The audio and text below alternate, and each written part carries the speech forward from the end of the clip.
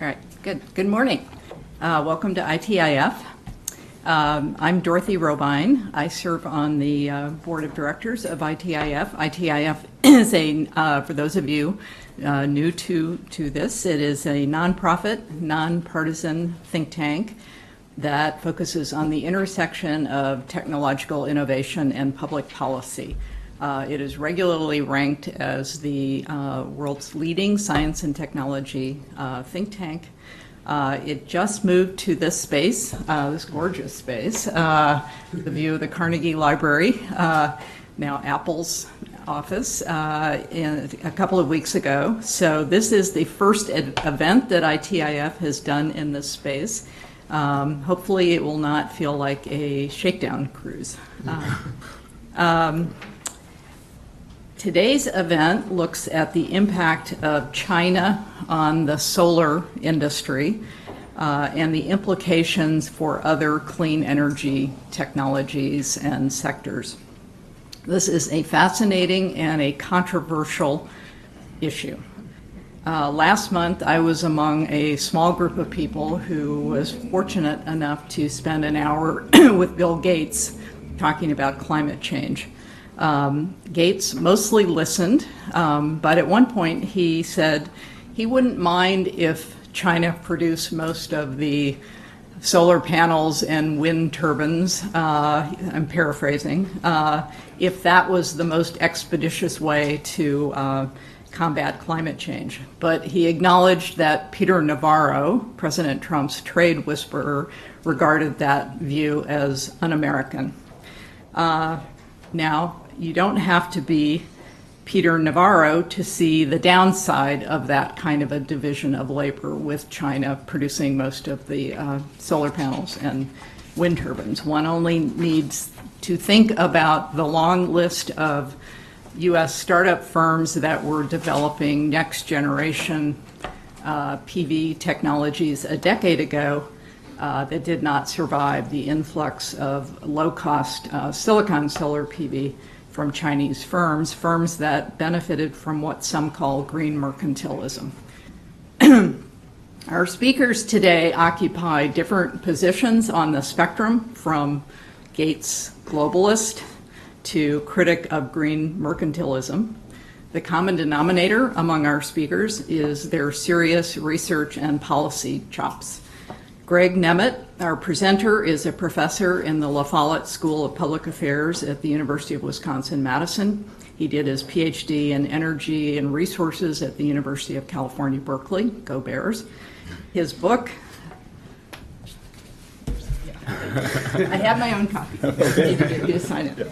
His book, How Solar Energy Became Cheap, A Model for Low Carbon Innovation, was published in June. The book looks in detail at the development of solar energy over the last 65 or so years, with the narrative structured around activity in 4 countries: the United States, Japan, Germany, and China. Commenting on Greg's presentation, first is David Hart, a professor in the Scar School of Public Policy and Government at George Mason University and director of SCAR's Center for Science, Technology, and Innovation. David also leads the Clean Energy Innovation Program here at ITIF, and he organized this event. ITIF's publications in the clean energy innovation space, white papers, op-eds, congressional testimony, are a testament to the value of rigorous, timely, and well-written policy analysis. Next, Sascha Mackler directs the energy program at the Bipartisan Policy Center just up the road. He has managed a wide range of Bipartisan Policy Center projects on energy policy, ranging from tax incentives to geoengineering research. Prior to joining BPC, Sascha, who is an engineer by training, spent nearly a decade in the private sector, first leading Summit Power Group's carbon capture business, and then with Enviva, the largest supplier of biomass fuel to the utility industry. And then finally, John Helveston is an assistant professor in the George Washington University Department of Engineering Management and Systems Engineering. which he joined a year ago. John is our China expert, having spent several years in China studying the country's electric vehicle industry. He was also an intern in GE's wind turbine division in Shanghai. He is fluent in Mandarin Chinese and has conducted extensive field work in China, collaborating with experts in major Chinese universities. The structure for the event today is as follows. Greg will speak for 20 minutes, after which David, Sascha, and John will each have about 10 minutes to comment. We will then talk amongst ourselves for about 10 or 15 minutes, after which I will open it up to questions from audience members here and online. For those of you following online, the hashtag is ITIF, hashtag ITIF energy. Right, got it. Okay, good, great. We're gonna watch from back there so you can see this.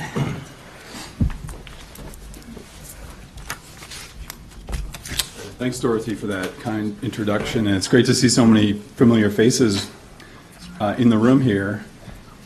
And I'll just start with my perspective going into this, and maybe this is not specific to the China issue, but it's really what motivates my research and what I'm doing here.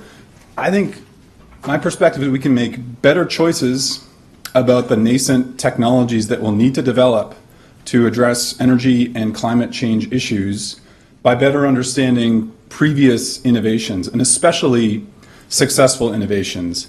And there's no question that solar PV has been a successful innovation, mainly because of how far it's come. And I really think that the payoff to having low-cost solar energy now is not just what we can do with that low-cost energy and clean energy, but it's what it does in terms of lessons that we can learn to apply to other technologies that we're going to need to do with climate change and energy issues. So let me start out. Can we get the slides up here?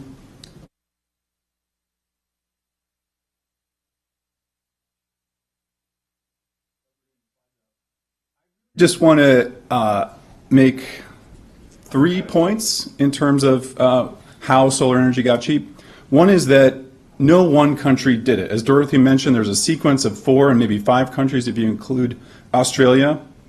Each leader gave up its lead within a few years, and each country that played a role added something and contributed something really distinct. And it really fits with this notion from 25 years ago about national innovation systems, where we shouldn't think of the world as a global unified knowledge stock, but that each country has different capabilities depending on culture, their industrial base, their education, what type of products they seem to have a demand for, that those affect the directions that innovation goes in certain countries. And that was really important for solar PV, is that each country contributed something different. So that's the first point, distinct contributions. The second, related, is how important international flows of knowledge were to this story.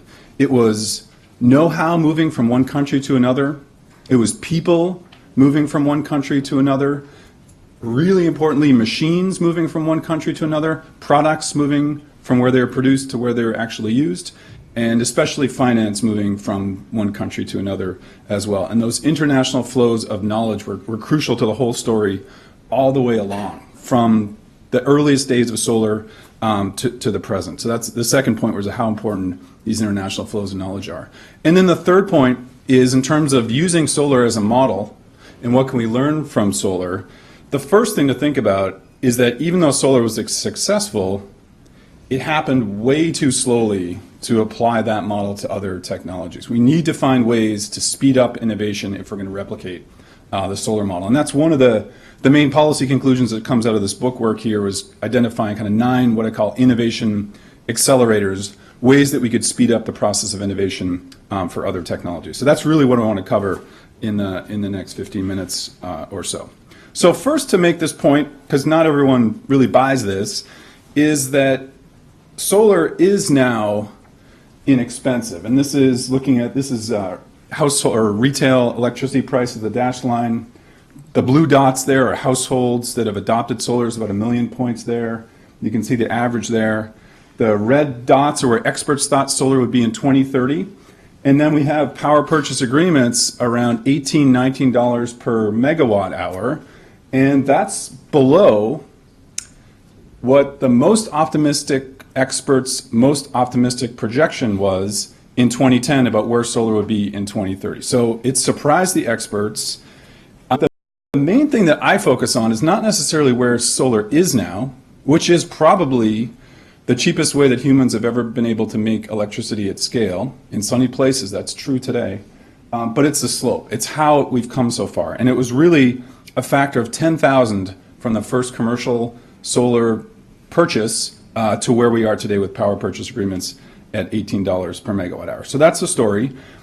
And just to give a little bit of external validity to this, what we see happening in solar is also happening in wind, and we're at the beginning of the story with batteries too. So wind is maybe not quite as steep as solar, but batteries is as steep and has quite a long way to run. And so if you put those technologies together, solar, wind, batteries, and then if you start adding a few more technologies, you start to think about really modernizing an electricity system at not very, very high cost. So there's a lot that comes together from pulling each of these technologies together.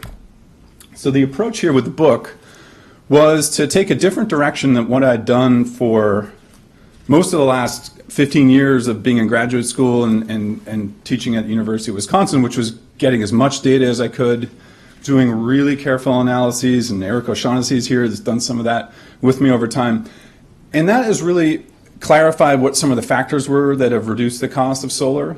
But I had this lurking feeling along the way that I was missing factors, that there were omitted variables that probably played a role. And so in a lot of ways, what this book project was an approach to identifying omitted variables. And so the approach was to talk to people, was to travel around and get stories from people. So I talked to 75 people in 18 countries and really tried to understand what the factors were that led to some of these dynamics. And the questions were, how did this happen? Second, why did it happen so slowly? And then third, how can we think of it as a model? So that was my approach. And then if I had to explain the solar story in one slide, this is what it would be. So I've got a few milestones here.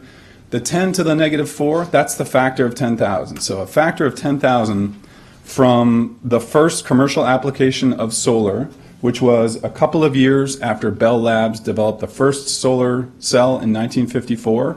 And it was on the front page of the New York Times the next day that the world now has this unlimited energy source that's likely to transform the world. So this was in 1954. 1957, October, Sputnik is launched, and all of a sudden the US really has to compete in the space race and launches its own satellite called Vanguard 1, and the Navy bought solar cells from a defense contractor who licensed the technology from Bell Labs. And so the first customer in the world of solar PV was the US Navy to compete with the Russians and Sputnik. And that was about a $300,000 per megawatt hour PV system on that satellite there. And now we're a factor of 10,000 cheaper than that.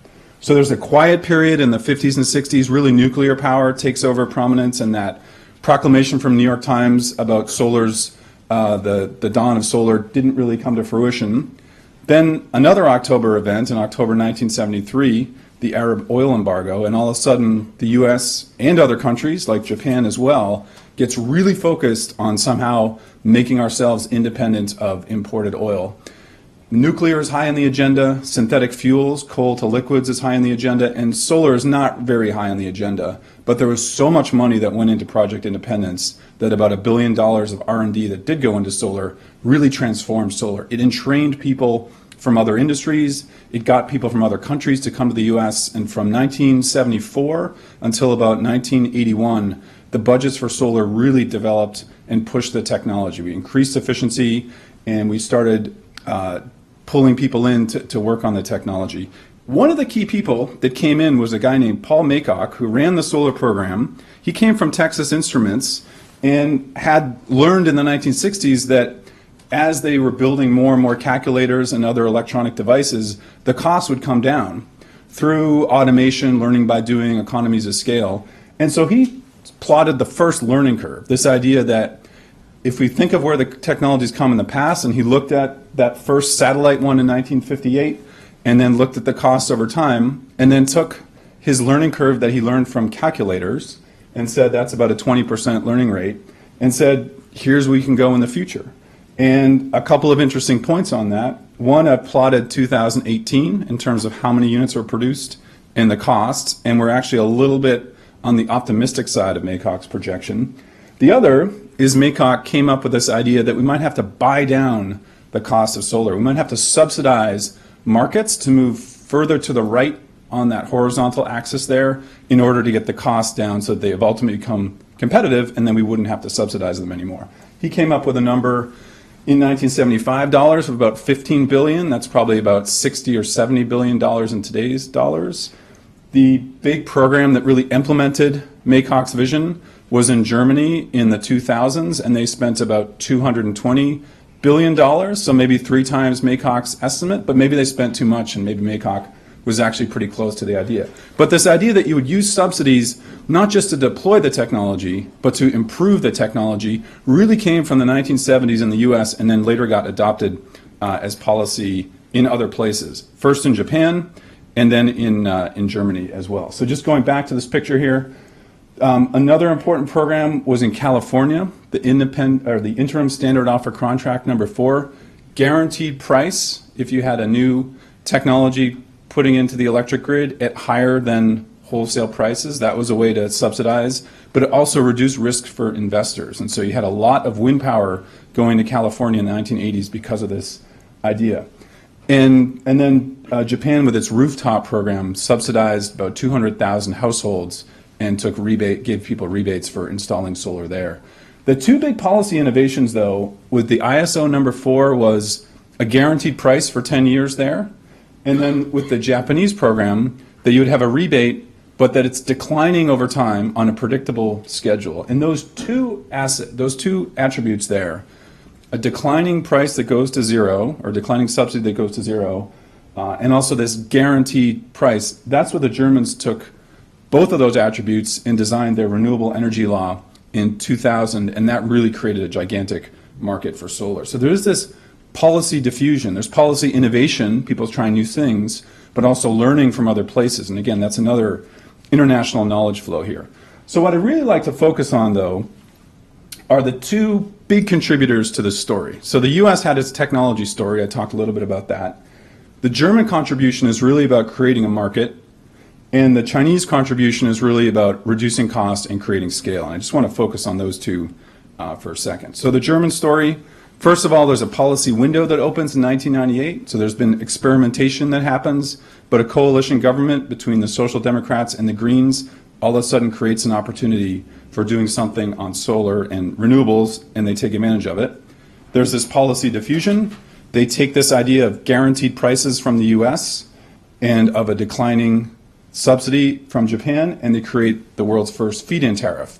They get even more generous, so a higher guaranteed price than the US was offering, in a longer term, so 20 years instead of 10 years, and that creates this massive demand for PV that happens very quickly. Because all of a sudden there's very little risk. There's maybe risk in terms of a new technology, but in terms of a payoff, you're guaranteed a price for 20 years. And so people are getting loans at things like 2 and 3% to install solar because they had such a predictable set of returns from it. So that really creates this demand pull and creates this gigantic market. And again, it wasn't just that the market creates the industry, it's that it stimulates innovation as well. And so Germany later talked about this subsidy program as its gift to the world.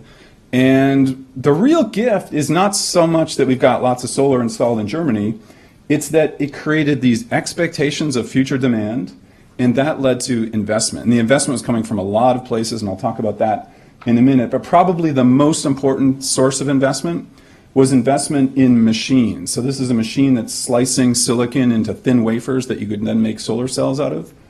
You needed scale in order to start making machines that were oriented directly towards making solar, instead of just using secondhand equipment from the computer industry that had been the case in the past. There's something about that German program that created this credibility that there would be a market for solar, so that you would stimulate research and developing specialized machinery that then enabled the scale up and the cost reductions that we saw, with the big contributor to that part, which is China. And so China's role is really making solar cheap.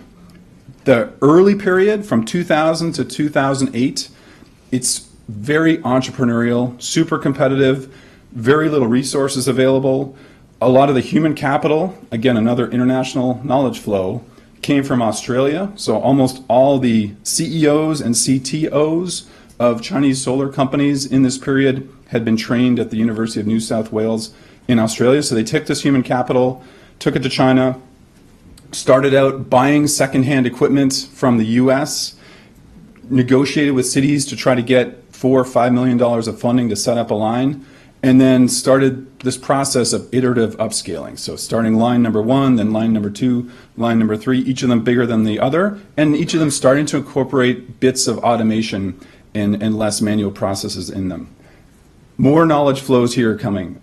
This time embodied in equipment, so the used equipment, a lot of it coming from the US.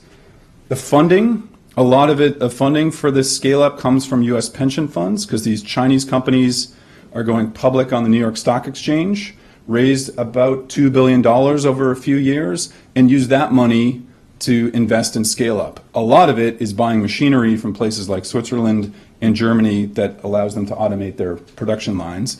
And then a really important step is they were able to sell to that largest market that I talked about, which is Germany. And that was a really important step, that somehow these early entrepreneurs were able to convince the Germans that these cells were reliable, that they actually would function well, and having the credibility of this training from the previous research efforts in Australia was a really important link to being able to sell into this really large market. So this is this Wild West, scrappy entrepreneurial stage in the 2000s.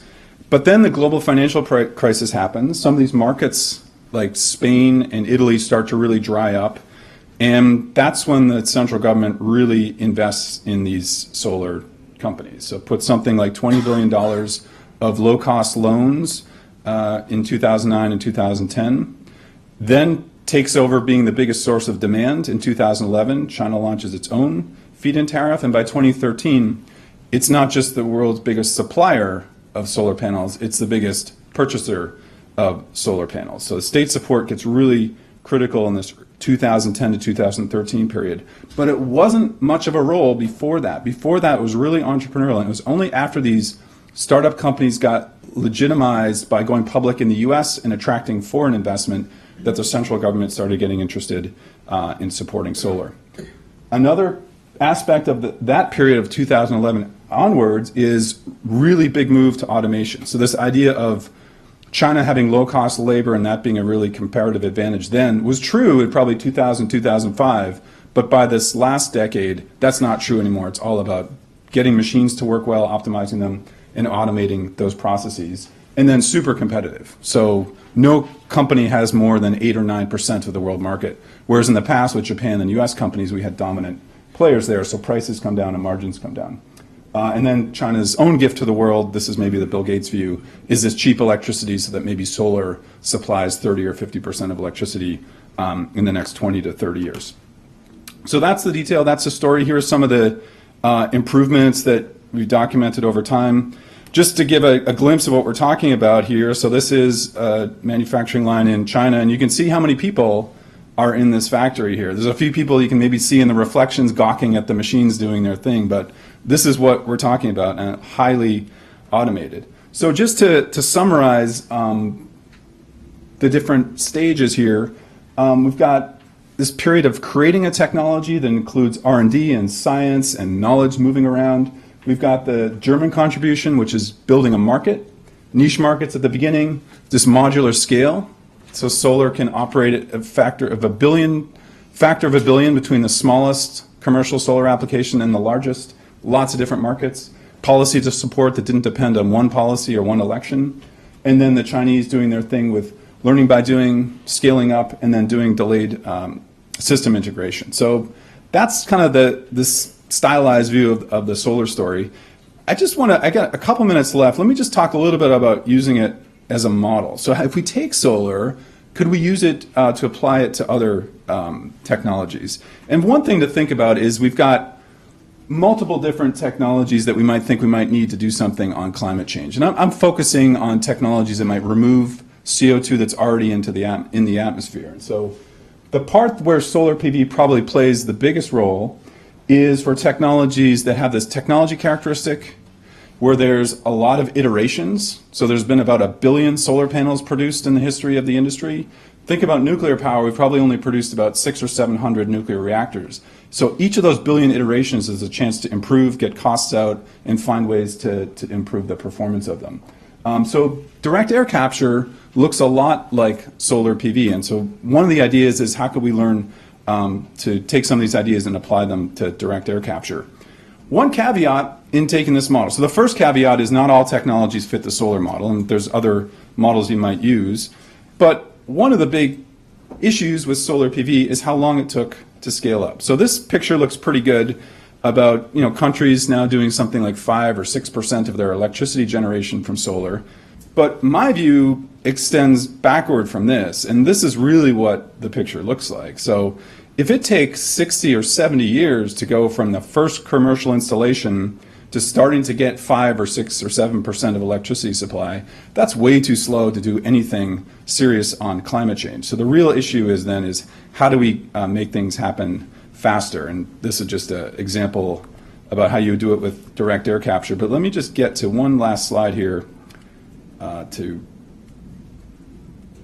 about how we might speed this up. So this is really the policy implications of the book, is if we wanted to apply the solar lesson to other technologies, there's 3 areas that I think are really critical to making all this stuff happen faster. One is on the creating a technology side. So with technology push, funding R&D is critical. Having human capital, that was so important to solar PV, and that's got to be crucial for any other technologies that we might think about. Public procurement was really important in the 1970s in the US. That's how that learning curve really got started. There was a series of what were called block buys, where the US government would buy panels with increasing specifications for reliability and efficiency. That was really important. In the middle there, I've made this point about knowledge flows, but that is so crucial, is somehow getting knowledge out of people's heads and into whether it's scientific publications or data sets and being able to use that data. That makes things happen faster. Knowledge spillovers, so knowledge moving from one person to another, from one company to another, from one country to another, that also makes things happen faster. And I talked about all the things moving around, the machines, the talent, the money, and the products was a huge part of making solar happen. And then on the demand side, so when I say robust markets, I just want to clarify there, it's not just strong markets, it's markets that are not sensitive to an election or a policy change happening. So with solar, it was important that there was a German market, but then there was a Spain market, there was an Italy market, there was California, and ultimately there was China. And so if there was an election or a change of social priorities in any of those places, there was still a market, and that created strong expectations that there would be demand, and that led to investment and automation and the things that really helped the technology.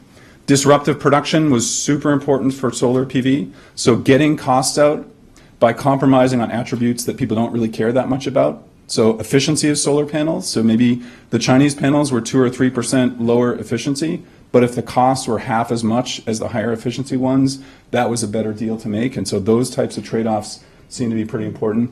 And then political economy considerations. So in any of these new technologies, they're challenging established technologies, and there'll be strong interest groups that would oppose that. And so finding ways to somehow avoid those being roadblocks and barriers was really important to solar in all the countries that it progressed in. So I'll stop there and look forward to the other discussants' comments.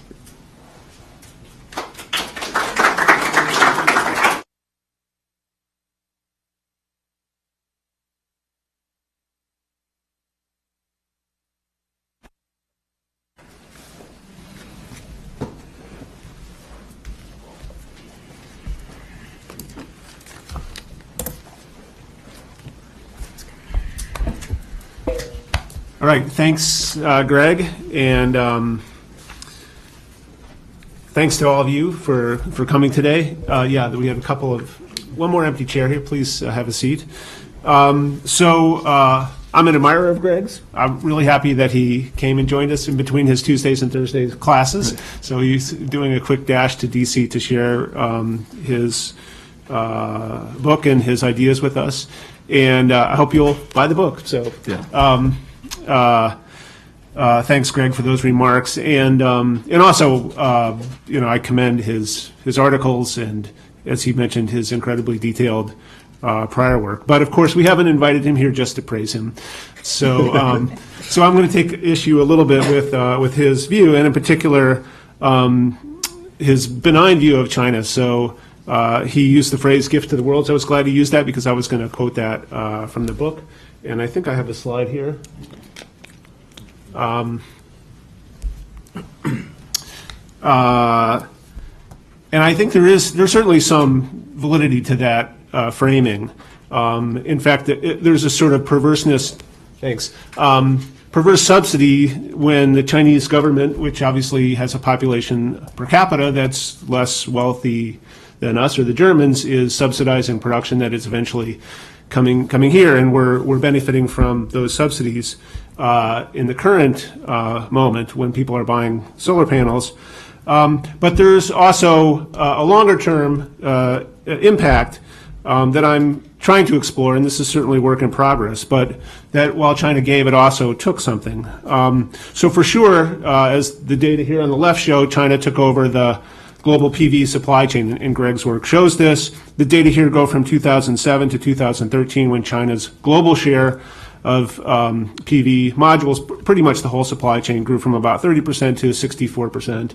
And it really stopped because of the trade conflict over PV. Government subsidies for producers had a lot to do with this, and this led to multiple rounds of tariffs from the U.S., from the EU, conflict in the WTO, and so on. But I want to set that aside. I'm less concerned about current jobs and factories and so on, and more about the potential impact that the Chinese surge into production, and here we're talking about especially the period from 2009 on, that surge into production had on PV technology. So on the right side here, you can see global patent data. Patenting in solar technology peaked in 2011 and has declined steeply, even though the market is growing very rapidly. So this is just market share. The market is growing rapidly. Chinese share of that market is also growing. And so there's a correlation between these two things, and what I'm exploring in my research, and I haven't come to a full conclusion yet, is the relation between these things. We know that patents are not a very good indicator all the time, so it's a very noisy indicator. There's a lot of other things going on in this period. Greg mentioned the financial crisis. But I think this is a correlation that's worth digging into, and I guess if I had to maybe title my paper now, I'd call it "How Solar Could Have Gotten Even Cheaper." I mean, maybe that's kind of gratuitous at this point, given how cheap it is, and that's something we can talk about, and it's something that I'm thinking about. So I only have these two slides. So the second slide focuses particularly on one path not taken, which is thin film PV technology. So these are a family of technologies that are potentially much less costly. They're more flexible structurally, so rather than a rigid panel, you could potentially integrate these into buildings more easily than the kind of panels that we're used to. They're lighter weight. These are sometimes characterized as second-generation technologies versus the first-generation crystalline silicon, which is what dominates the market. So the left side graph here, this is from Fraunhofer Institute, and this is a little confusing to read. This graph the time goes from early to late going upwards, so 2000 is at the bottom, and 2017, which is the latest data, is at the top. And the blue stuff is the share of the market that belongs to crystalline silicon panels, so the first generation technology.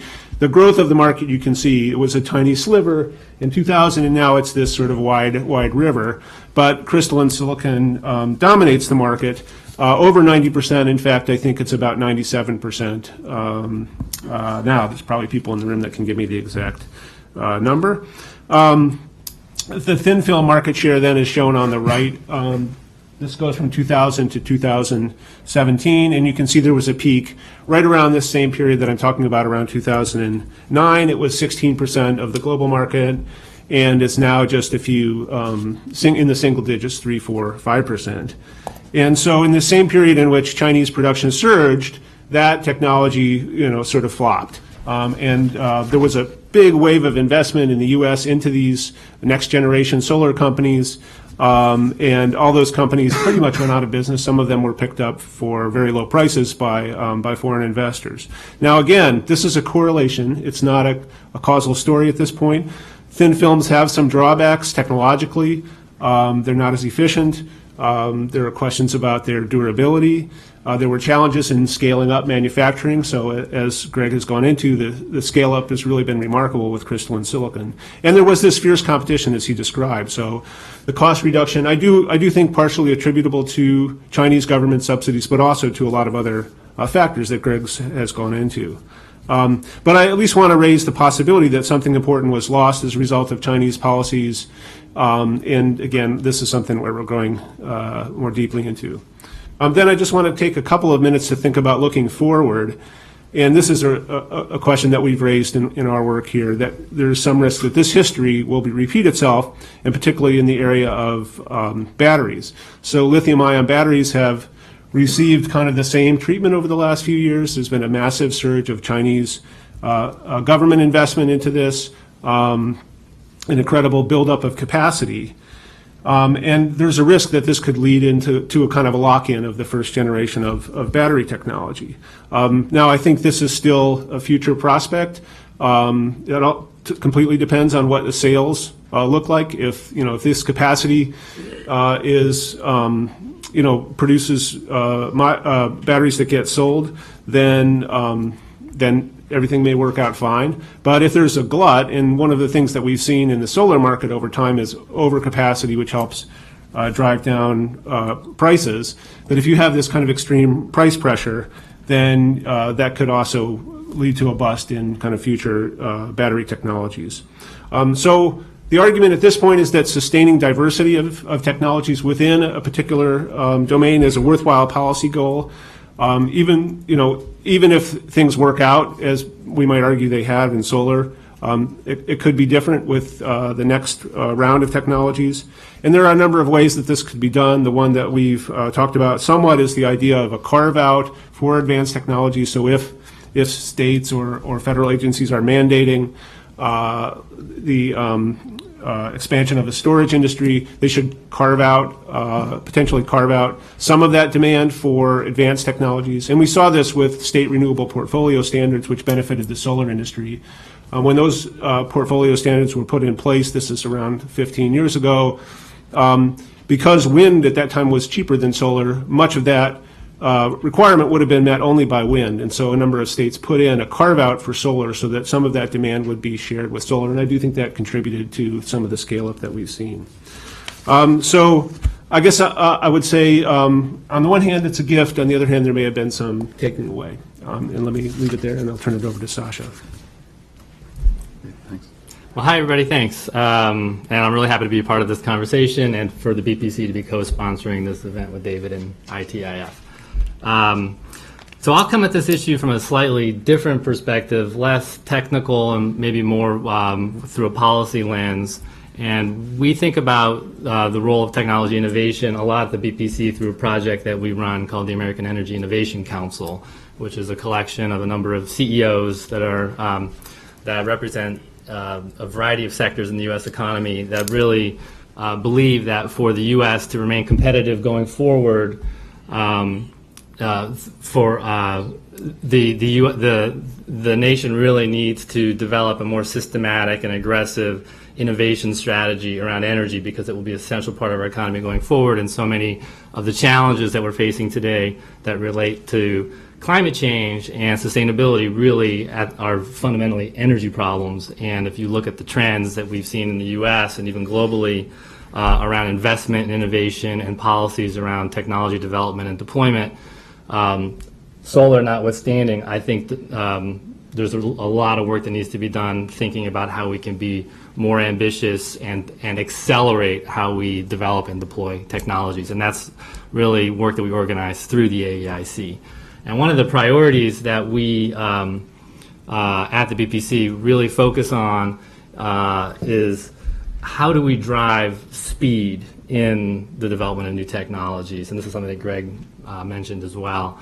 And a lot of that really, I think, comes from this notion that the political narrative and the political acceptance of dealing with climate in some fundamental way really needs to resonate around what that means for the U.S., at least in the near term, in terms of what we can not only develop ourselves, but sell to the world. This is, sort of thinking about the political calculus.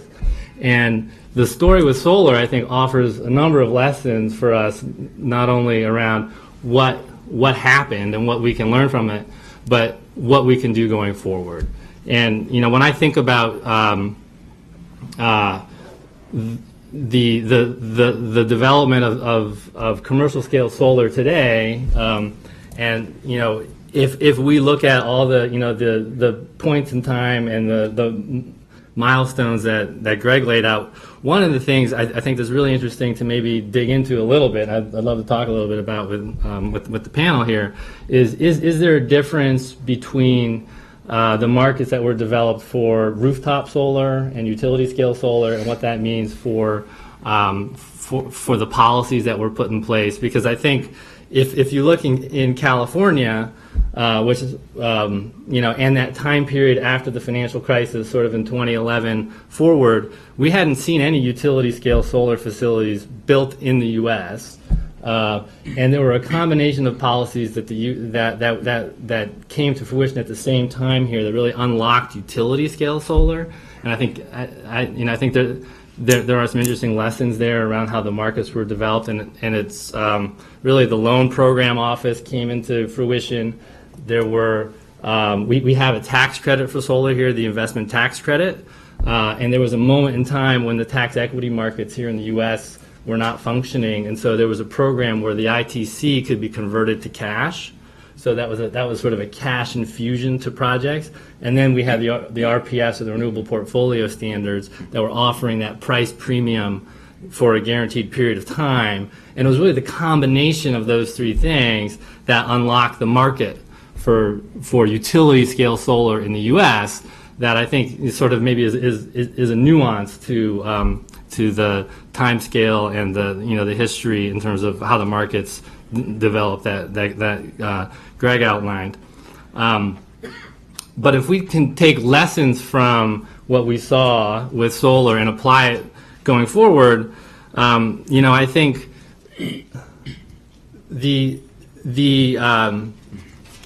the real opportunity here, I think, politically for climate and technology innovation is that we're starting to see a resurgence in interest at the political level here in Congress on finding solutions for climate. And the bipartisan window of opportunity right now really seems to be focusing on technology innovation.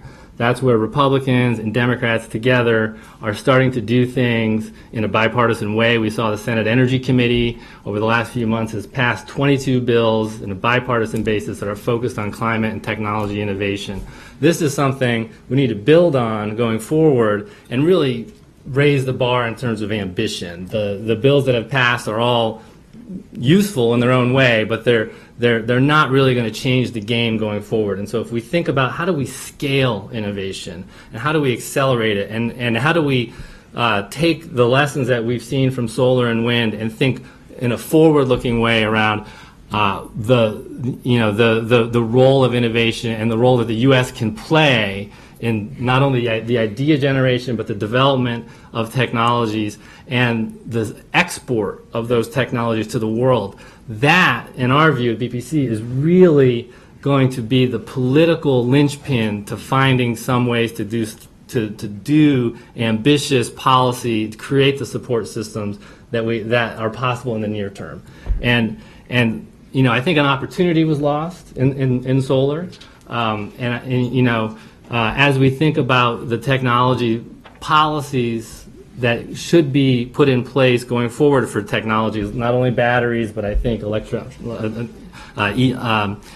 vehicles, direct air capture, potentially advanced nuclear facilities. Of course, they're all a little bit different, and they all have unique needs, and they all represent unique opportunities.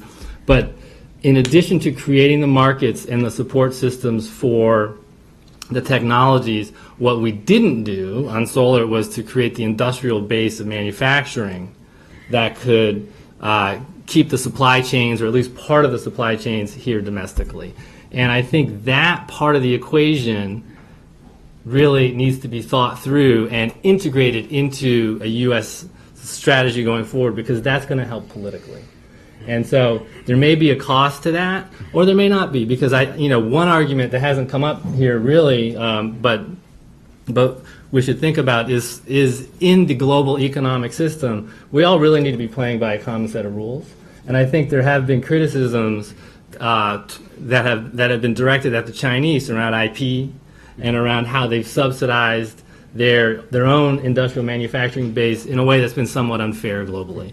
So while the prices have been low for solar, and that's a win, there are costs to that sort of go beyond just the cost of electricity, and we need to press on we need to be sure there's a common framework and a common rule set, particularly on IP, but also on industrial policy, or to create our own industrial policies to protect the American workers and to ensure the competitiveness of the U.S. going forward. And so when I think about this, and this is something I hope we can talk more about, it's really how do we draw lessons from what has happened in solar to create not only the best chances of developing and deploying these important technologies going forward, but how do we create the political narrative to make that happen as quickly as possible? And I think that the industrial supply chain and finding ways to keep that in the U.S. will be a key part of that. Great. John? All right. So I'm going to lean more towards the Gates side to wrap things up. We have bookends. I feel like we are kind of more Yes. than it's on the Yeah. end, so we'll That be was nice. intentional. Yeah, well done. You have some slides? Yes, I have just a couple. The title should give away what I'm about to talk about. But that's actually the title of a piece. No, go back to the title slide. That my colleague and I have been working on, Jonas Nam, who's right over there. And it's a commentary piece that is going to come out in Science in a couple weeks. I was hoping it would come out like right now, but look for it in a couple weeks. But I'm going to kind of summarize that. So last year, 84% of new energy capacity built around the world was wind and solar. That's kind of amazing. I don't think anybody would have predicted that a decade ago, maybe not even 5 years ago, that we would be seeing that much development in just wind and solar, instead of coal and gas and things like this. And hopefully you will all agree now that this is a multi-actor combination of things that have led to that. But the most recent piece of that story, the China side of that and scaling things up, is really one of the most critical pieces, I think, at the end of getting to that level of scale of 84% of new energy capacity. So that's kind of what I want to talk about, is a bit more focus on the China story and how China has become so good at scaling not just solar, but lots of different technologies, and in particular low carbon energy technologies. So here's a quick overview of just a few other ones. We've talked about solar, but Chinese firms supply about a third of wind turbines around the world. Over half of the world's electric vehicles are made by Chinese firms. Most of those are sold in China. Lithium-ion batteries, about 3/4 of the world's lithium-ion battery supply is going to be controlled by Chinese firms in about the next 5 years. And in the next decade, China's going to be doubling its nuclear reactor fleet. So everyone else in the world is like hitting the brakes on nuclear, and China's just going full steam ahead. So how did this happen? Like, how did you get so many other, low carbon technologies? How did they become so good at scaling these things? And what I want to make the distinction here between is that this is scaling the current generation of technologies, and they're particularly good at that. And this is quite different from innovating at the frontier of creating the next generation, maybe the thin film solar cell. That is not what China has specialized in, and there's a particular history and reasons why China has focused on the production side. So I'll give my maybe 3-4 minute history of Chinese institutions. We could probably write a whole book on this. I think you should probably go read Jonas Nam's book on this. It'll give more detail. But basically, the Chinese government has wanted to become leaders at the frontier for quite a long time of high-tech R&D. And for many, many years, even going back to the 80s, they found that a lot of their firms were dependent on foreign know-how. They had to import foreign know-how, pay licensing fees, and things like this. To produce products that are at the high end of technology. And so they've had this long-standing goal, and they've put a lot of financing and funding and R&D funding and subsidies and all sorts of different resources towards achieving that goal. But that's the central government. That's the top-down goal. But how that funding and resources gets allocated is often done locally. So China's local governments have a lot of power in how things get done. Local governments, city and provincial level governments are able to reallocate those funding and resources towards a different target. In this case, it's been manufacturing. They're dependent on the manufacturing economy for economic growth, and so that's where they've really directed a lot of those resources. You'll see a lot of these like high technology zones. They're specialized regions that have targeted goals of conducting R&D on some topic like solar. And what actually happens in there is they do a lot of R&D, but it's not stuff that ends up in patents. It's stuff that ends up in reducing the cost of the product or finding a way to optimize a machine. So there's a lot of just process engineering, the really detailed technical challenges of taking an idea, a product, and figuring out how to re-engineer the thing to mass produce it. The mass-produced version of an idea, of a different product, often becomes a slightly different product. There's lots of small innovations that happen as you get to that higher scale. So the scale-up story, it's not just a story of dumping subsidies into an industry and saying, okay, we will have solar now. It's how those resources get allocated. In this case, it was targeted towards manufacturing, and that did require a lot of technical challenges. It required a lot of the human capital, like Greg was pointing out, the knowledge flows from very skilled engineers coming back to China who were trained abroad with that know-how and implementing it and being able to get the costs out of products. So that is a very different stream of R&D. When you think about R&D, you've got research and development. This is much more on the development side. So I look at our two countries, let's just focus on US and China now, as actually having quite complementary innovation systems. I'm going to take this National Innovation Systems framework here because I kind of like this. I subscribe to this idea that I think we have a lot of complementarities here. So I'm going to show some patent data as well. I'm also very critical of showing patent data, so I'm going to show it anyway. But this is US PTO patents in all clean energy technology. So solar is on the decline in the more recent years, but in general, the US is a major producer of new inventions, of new ideas in clean energy tech. And China, you can tell, is not really playing a big role in this space. But again, the things that they're good at are not going to show up in patents. What they're doing instead is investing in clean energy. So these are large investments in demonstration projects, in commercialization of an existing technology. So I really see these two strengths as being complementary in a lot of ways.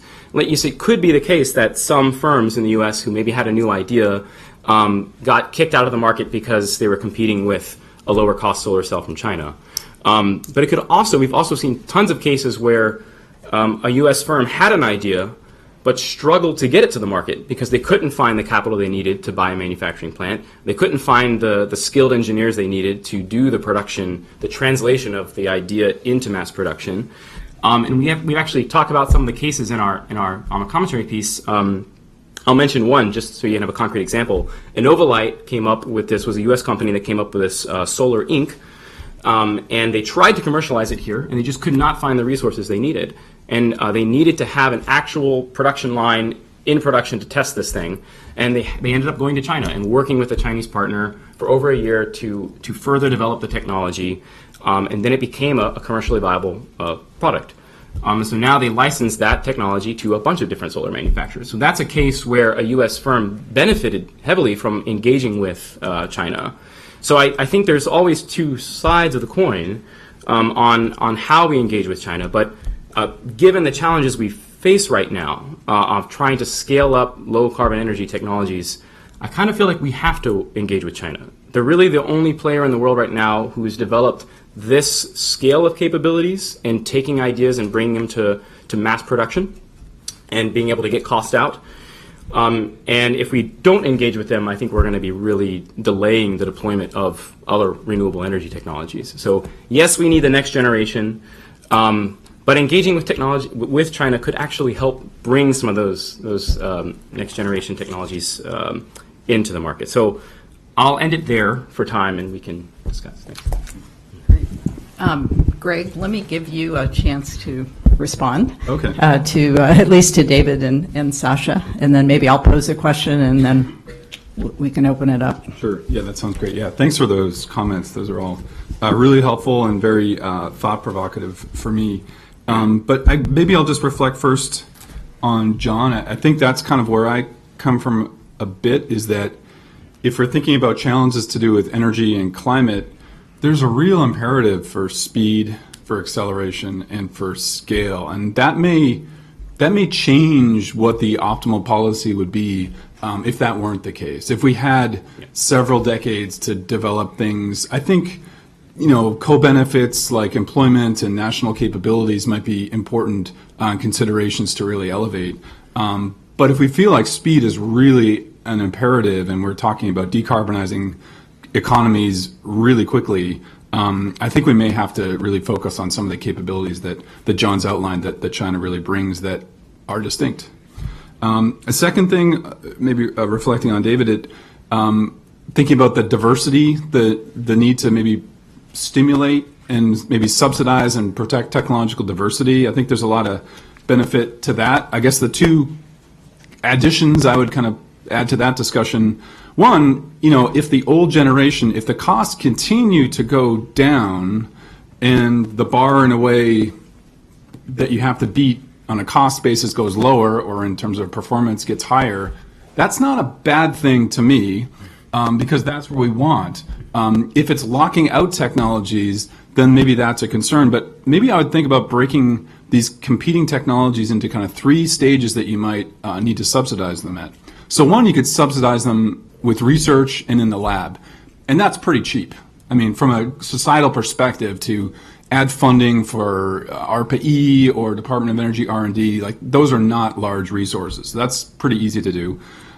Second, if there's kind of the next stage that you might want to subsidize, like niches, like new applications, that may not even be a policy lever that you need. There may be applications. So I was at this thin film manufacturer in Nanjing 2 weeks ago, and they're really focusing on consumer wearable products, and that's a tiny market compared to bulk electricity supply. But to get started and to start to get thin films to get to scale, that niche market may be really appealing, and maybe that's a way to diversify, is just by satisfying people's needs for charging devices and things like that.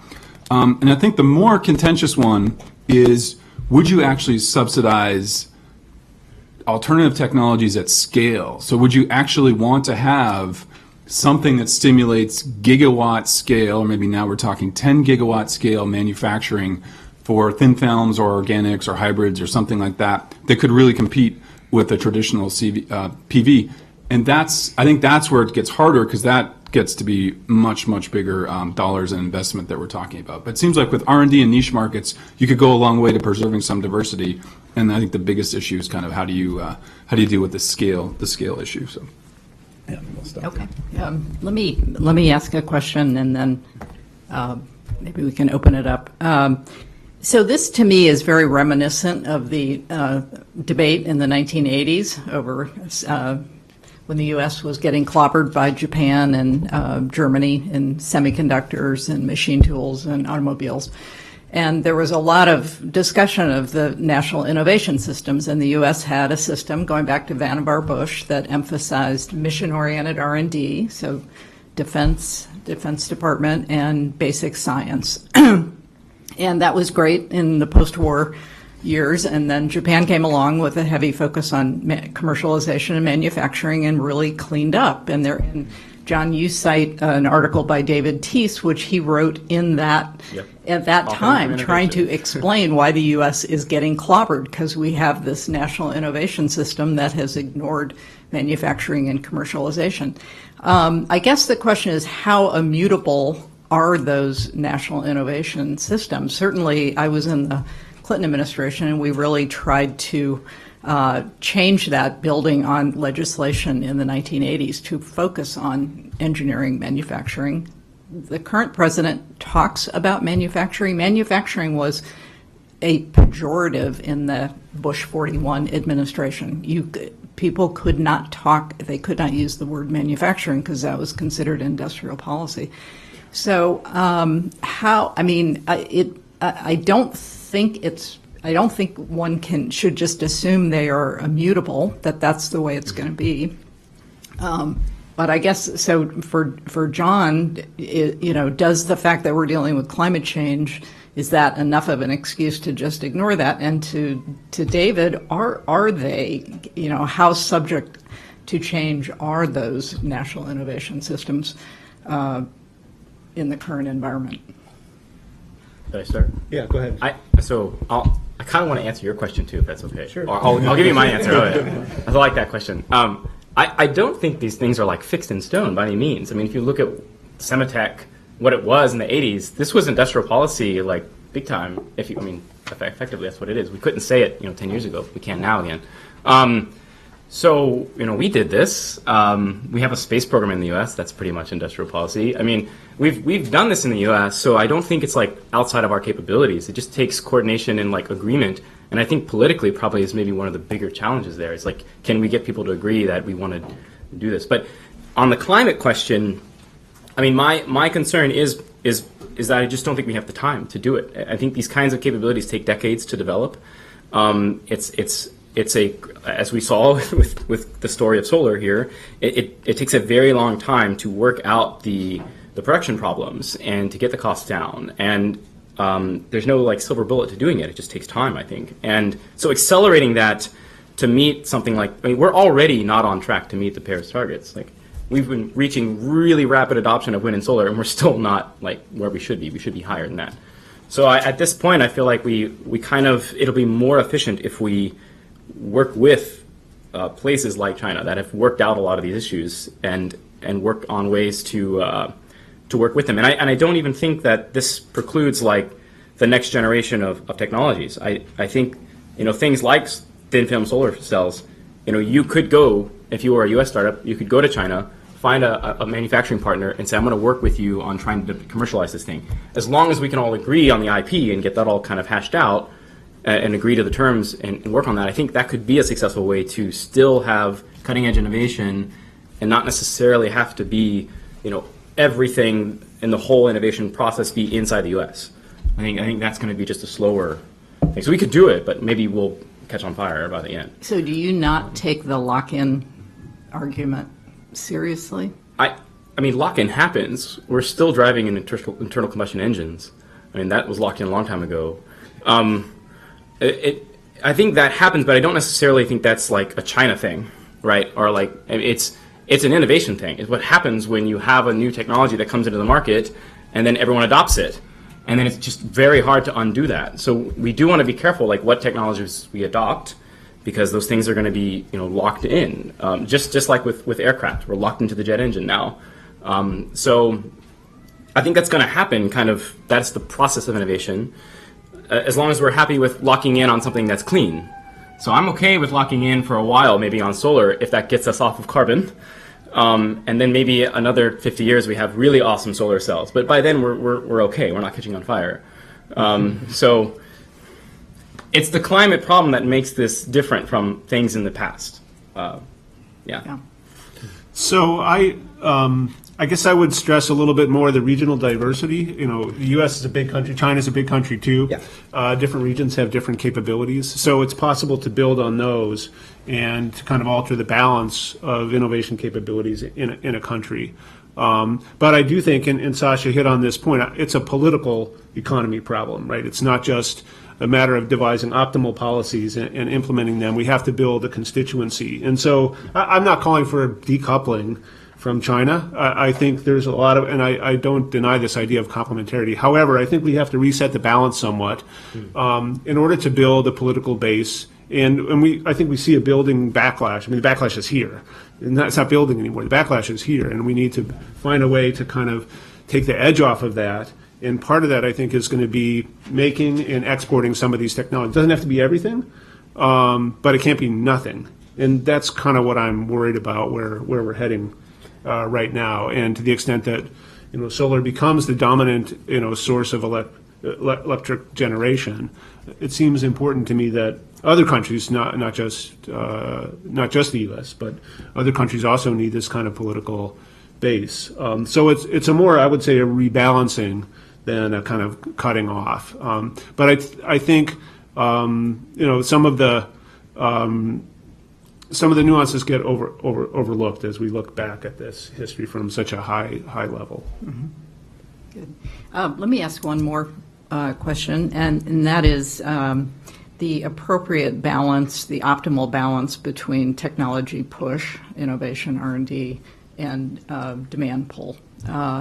Is the U.S. capable of striking the right balance? It seems like right now we're not doing enough of either. I think historically we probably erred on the side of, strong technology push, not enough demand pull.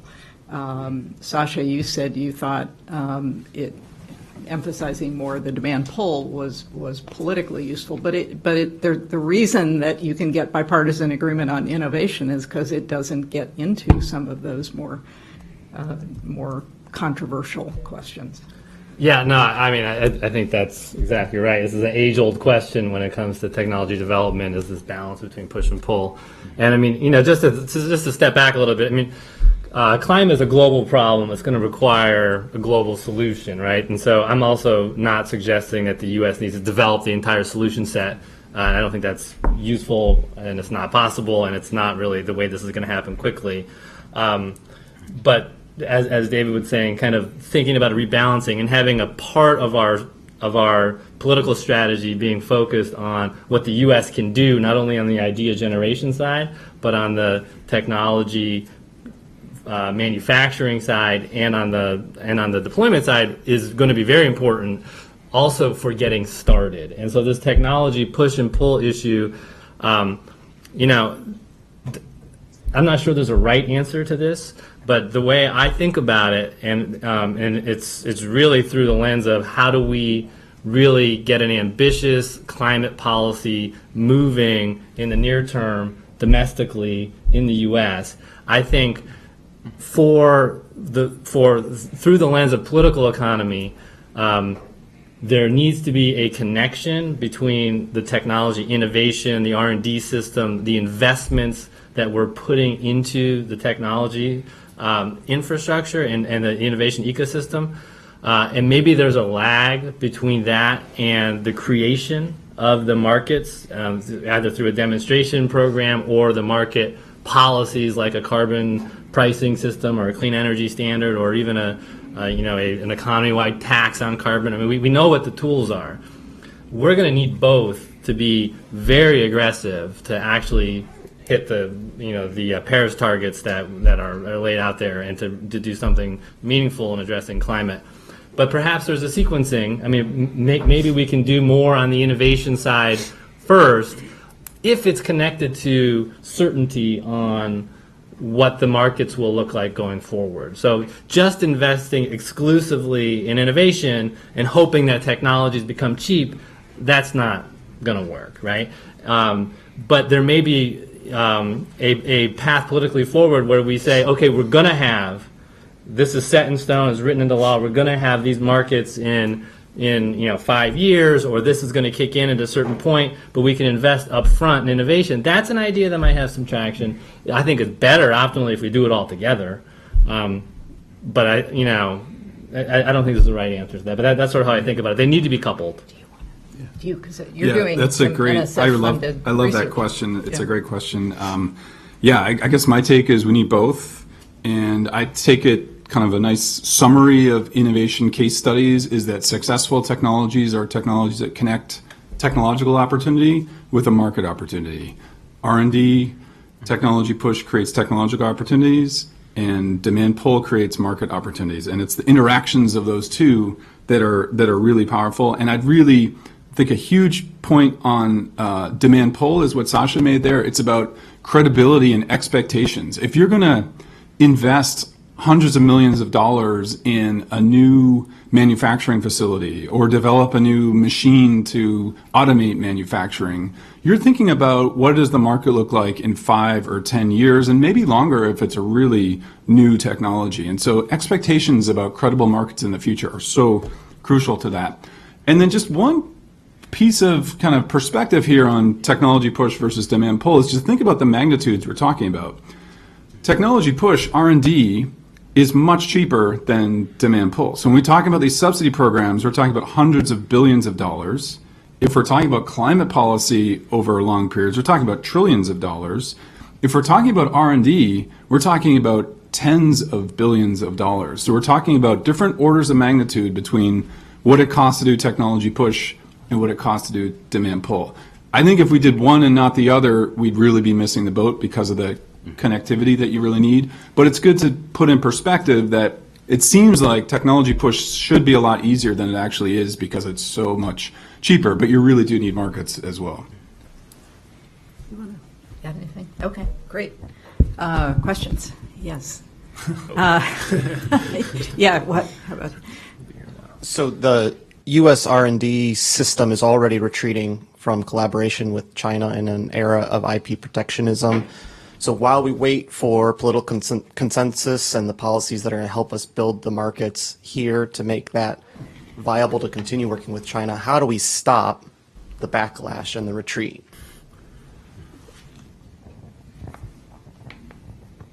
Well, let me tackle that. So I guess I do see this as a necessary rebalancing. I mean, I think I think there is a risk of overshooting, and I particularly see this as a faculty member that the collaboration in basic research is under threat, and that would be a huge loss. And I think the political trick is to try to preserve the flows, as Greg described, the flows of students, the flows of scientific collaboration, while actually enforcing some of the global rules, and Sascha alluded to this, in the industrial sphere. And there are some areas that are hazy, and exactly where you draw the line is hard. But I think those are both objectives that we have to pursue. So I do think there's been, I certainly wouldn't endorse the way that the current administration has gone about it. This should be a global effort. We need allies who share our interests around these issues. But I also think that the status quo probably wasn't sustainable. So I think we are in danger of overshooting, and I think we see this now on campuses. And we have to try to find a way to pursue both of those things at the same time. Yeah, I think that's a great question. I was kind of like stunned and not sure what to say about it. I thought it's a really good one. But I think one thing, reflecting on it a little bit, is that maybe we shift from doing formal collaborations, like there was this U.S.-China clean energy R&D initiative 5 or 6 years ago, to informal ones. And with solar PV, it was a lot of individuals that were working in one country, visiting another, picking things up, making connections. And so it doesn't take necessarily a formal collaboration to make some of these things happen. But it does need a supportive environment, and some of that chilling effect that's happening, maybe that David mentioned, maybe slowing some of that down. Yeah, there's a guy over there. Hi, Joel Yudkin, High Road Strategies. I mean, as it's been already said, I think this is as much of a, in fact, maybe more of a political one than an economic or even technological one. And I think that, I grew up at a time when we had an existential threat, mainly the Cold War, that actually drove policies, massive investment on both sides of technology push, demand pull, and so on, which actually pretty much created the kind of economy we have today.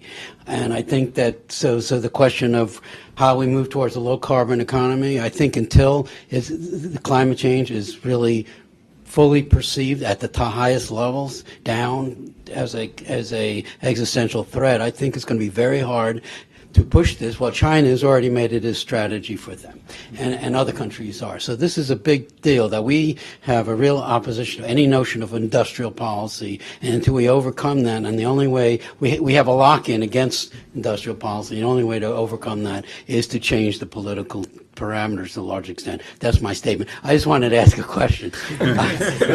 Sascha, talking about which, you mentioned about the solar supply chain. And I would like to get a better sense.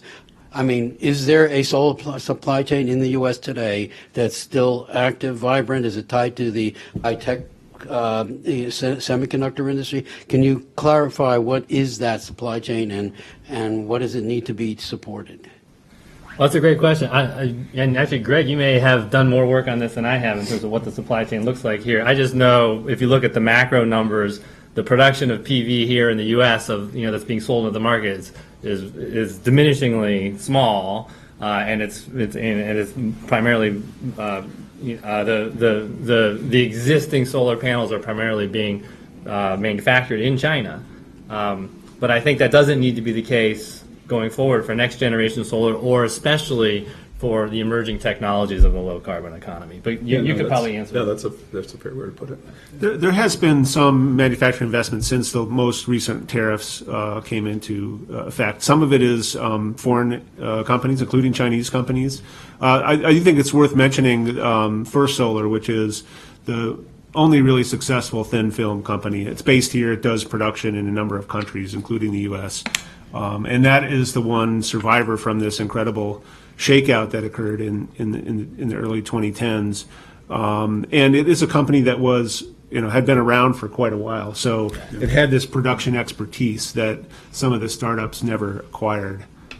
So there's a little bit of a silver lining, but I don't think it's very bright. And I kind of think this is mostly a story for future technologies as well. I do think electric vehicles and batteries are crucial because the auto industry, as you know, Joel, is big.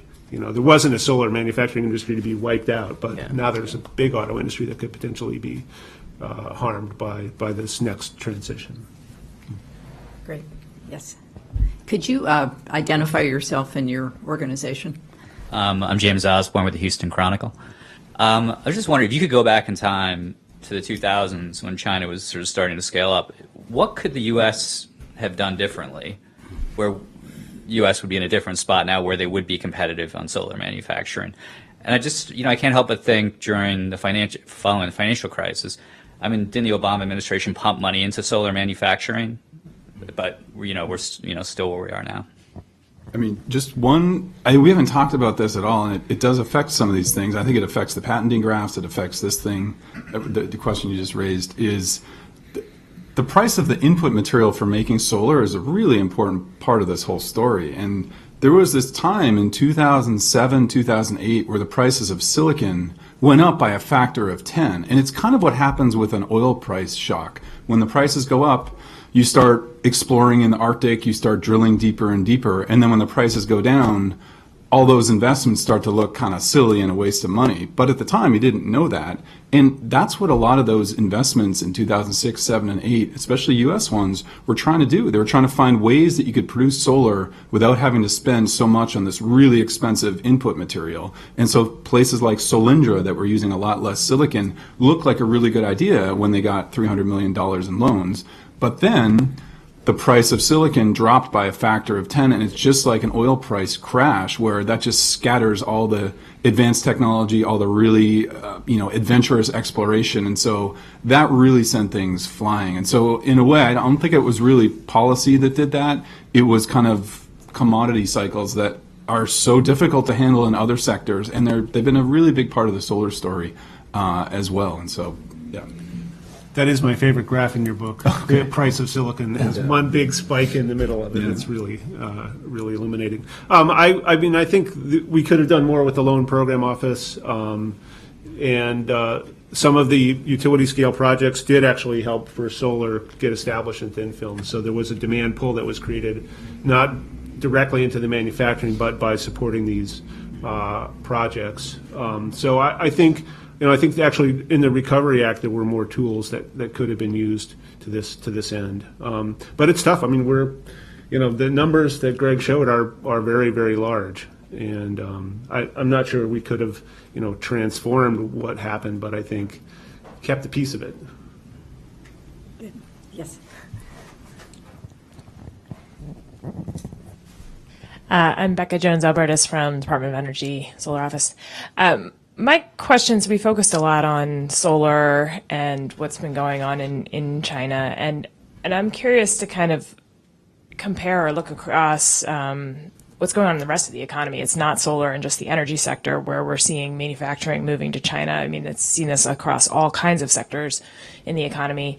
And so I'm curious, maybe two sorts of questions. anything you see that's really unique about the kind of movement we've seen going to China in solar or energy compared to what's going on elsewhere in the economy? And second, should we be talking about a model, again, that we see in consumer goods and a lot of other places where there's innovation here, manufacturing where it's cheapest, products come back here? I mean, is that an innovation model we should be thinking about?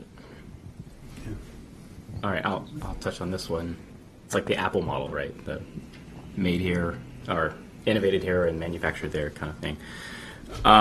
Yeah, so there's a bigger picture trend, I think, that's been going on since really the 80s people have used the word the industrial commons being eroded here in the U.S., that we used to have a much more robust manufacturing economy in the U.S. across a bunch of different sectors, and that as we offshored manufacturing to mostly China and a bunch of other places too, that's actually had a hit on innovation in general. That when you don't have that sort of capacity, which is embedded in people in a workforce, and the types of know-how in making stuff, that when you have a new idea and you try to bring it to the market, you struggle to find those capabilities at home, and you either go out of business or you have to go to China and go into their ecosystem there. And so I think that is kind of a longer-term risk. We're seeing in all these other energy, clean energy technologies that's kind of been the trend, but it's certainly been also the trend in electronics and a bunch of other things. So there's definitely something to be said for trying to do more manufacturing here. There is, I think, a pretty good tie between the process of invention, even at the sort of starting point of innovation, and manufacturing, and doing things like more demonstration projects and stuff like this, where you have at least some of the further downstream than just the creation of the new idea. If we could find the right sort of maybe political coalition to continue to support that, I think that's actually I think a pretty important piece of a national innovation ecosystem.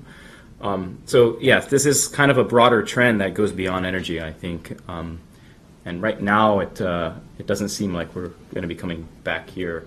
I think if we are going to come back here, this is my personal opinion, I think it's going to be through automation and robotics and things like that are going to really drive any of that return. So then we get into an issue with jobs, and ITIF did another one of that like a couple months ago. So, but there's lots more to discuss on that point. David, you worked on advanced manufacturing in the Obama technology. Yeah, I do want to reference the wider work that ITIF does. So, and I didn't mention this particular case study is part of several that we're doing, not just confined to energy, but across a number of innovation industries, and we should be producing a larger report next year. So this is with support of the Smith Richardson Foundation. And, I think there's a mix of influences. Some of it is, factor costs and so on that the economists would focus on. But the distinguishing feature is subsidies, government subsidies. And it's not just China, but China is the biggest culprit, so to speak. And we see it in a number of sectors. So I think it is inevitable as you open up markets that production is going to shift and resources flow across borders. That's the point of it. But it's distorted by extreme policies. Of course, all countries do subsidize some sectors, but the flows in China are disproportionate to what we see in the rest of the world. Yeah, and just I like that question. One thing I was trying to get at why that seems to happen so much in China, and one way I was put that stuck with me is they talk about having how can you do this so well? Organizational capacity, so they can mobilize resources really quickly. They can have supply chains established and have information flowing across the supply chain really quickly and really well. And I think what that brings up too is there are also these spillovers from one sector to another. So people bringing expertise from one area and applying it into another. And so there is kind of this increasing returns aspect of some of this manufacturing happen that goes beyond solar. And then just one final anecdote that really stuck with me, and it was one person I interviewed who's setting up production lines now. And he was saying, back around 2000, 2005, they were really focusing on pulling production engineers from the semiconductor industry in China to help set up production. And he said that today, anyone who has any of that experience on their resume, he doesn't even let them in the door. He's like, we don't want those people at all. We want people working in the textile industry, in handbags, super low margin, super high production. And that's what solar looks like today. I mean, if there's any technology, it's really in the production equipment. It's not in the devices. It's not in the manufacturing process. And I think that's something to think about as well, is like how attractive is it really, say, for U.S. companies to want to work in this area. I think setting up the production equipment sounds like a pretty attractive area to be involved in, but actually setting up the factories and producing them, it just seems really capital intensive and very low margin, and maybe that's, Yes. Good morning. My name is Jose Saenz. I'm a graduate student at American University. I have two quick questions. First one would be, given the comparisons that we've mentioned between China and the U.S., if you see that there's a need for political reform on the decision and the policy-making process in order to speed up how decisions and how policies are implemented, taking into consideration climate change at its urgencies. And the second question was, I know the talk is about China, but the role of India market and the policies that India is implementing in electrification rural areas and the opportunities that gives for the solar industry and for the U.S., given that the similarities, not in the economy, but also in the democratic systems between the U.S. and India are much alike than China. Greg, you want to talk about Yeah, I India?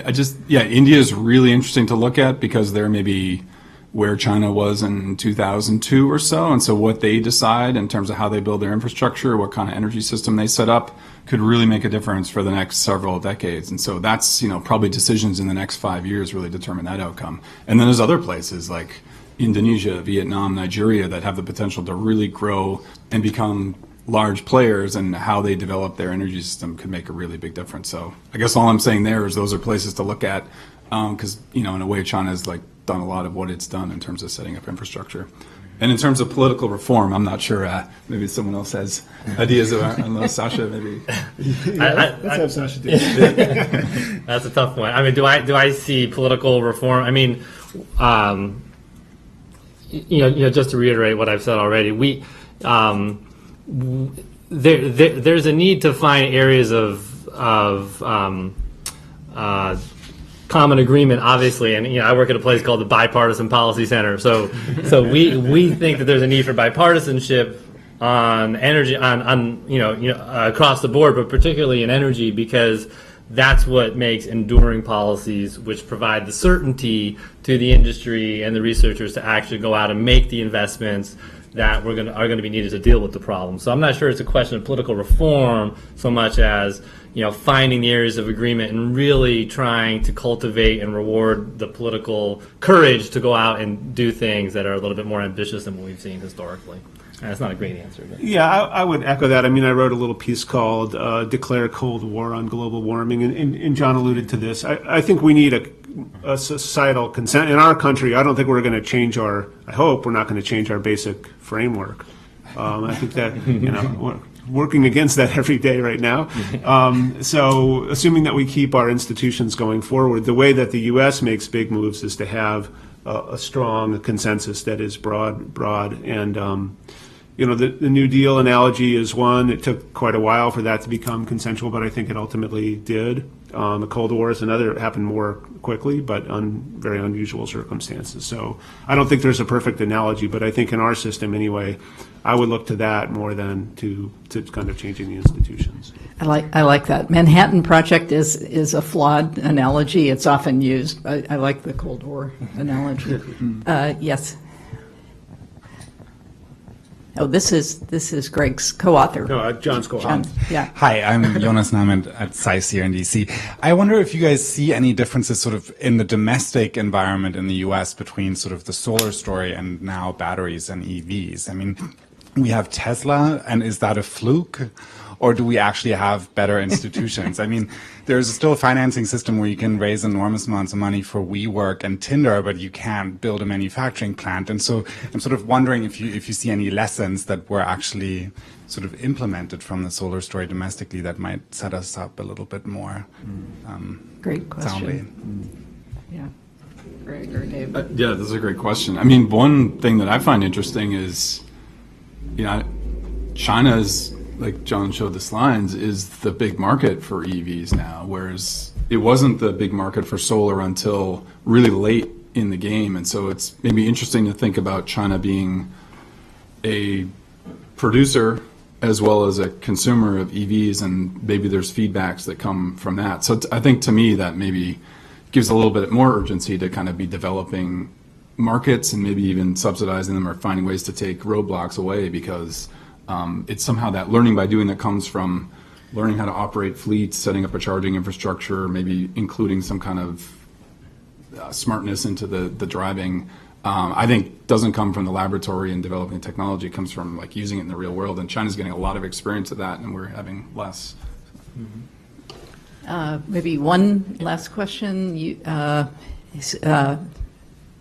Henry Kelly, who was, he's not in your book, but he was one of the early heads of SERI, the predecessor to NREL. Yeah. Henry, yeah. I have an elaborate question, but very brief. I guess the metric. You need to grab the mic. It's coming from behind you. Yeah, this will be the last question. That'll be extremely brief. I guess using thin films as a metric of innovation, I think, is a mistake, because they're the champion cells in research are twice as efficient as commercial cells. If you could double the efficiency of cells, it's a huge win for the total system cost. And I guess the longer version is a favorite ITIF issue is that research follows manufacturing. And I think that you have two metrics. One was the thin films and one was the patenting, but I think they're both kind of flawed here for different reasons. And I'm wondering if there really is a decline in total worldwide investment in R&D and PV, if the R&D has actually followed manufacturing to China, or hasn't it?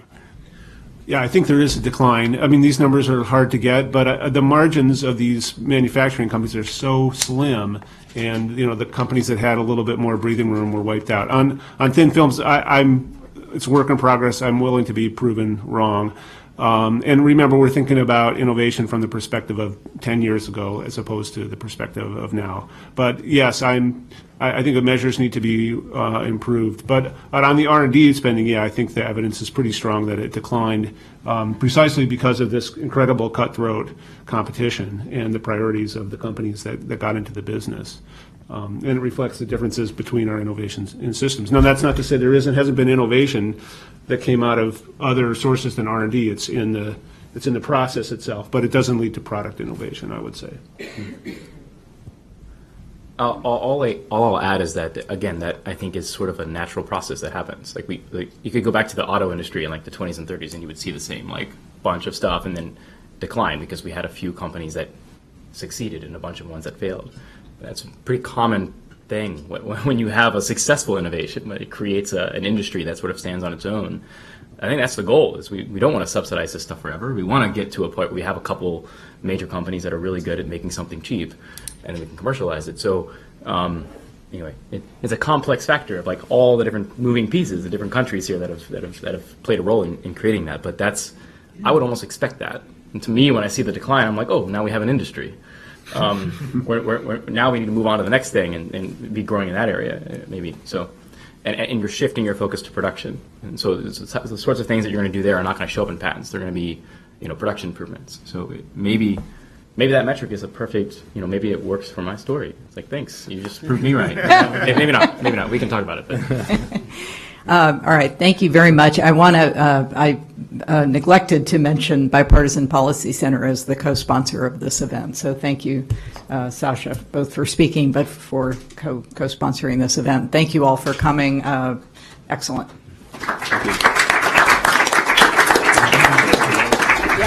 Thank you.